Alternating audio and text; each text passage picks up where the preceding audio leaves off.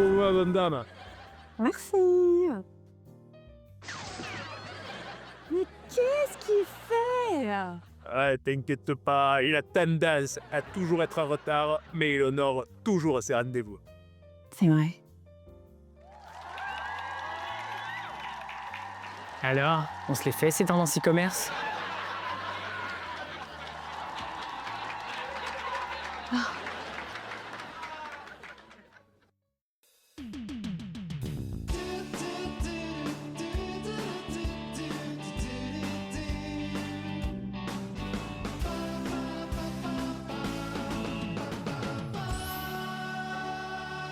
Et bienvenue dans les tendances de l'e-commerce. Les tendances de l'e-commerce 2025. Adrien, t'es pas venu les mains vides. Raconte-nous tout, c'est quoi ta première tendance? Première tendance, l'IA. On entend parler d'IA tout le temps. En ce moment, le nouveau terme à la mode, c'est l'IA agentique. La capacité à des agents autonomes d'analyser et de prendre des décisions pour nous. Alors, vous allez entendre tellement parler d'IA agentique. De toute façon, je vais vous dire, il n'y a rien à voir. On se rappelle dans 6 mois quand il y aura des vrais use cases. Laetitia, est-ce que tu es un petit peu plus optimiste que moi pour la deuxième tendance? Eh bien pour cette deuxième tendance, Adrien, je risque de te décevoir. Non, je ne suis pas du tout optimiste. Et oui, cette guerre entre les États-Unis et la Chine, j'ai le sentiment qu'elle va s'intensifier.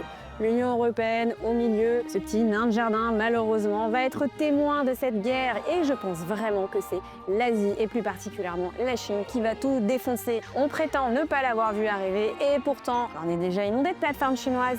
TikTok, Shein, Temu, et puis plus récemment, DeepSeek.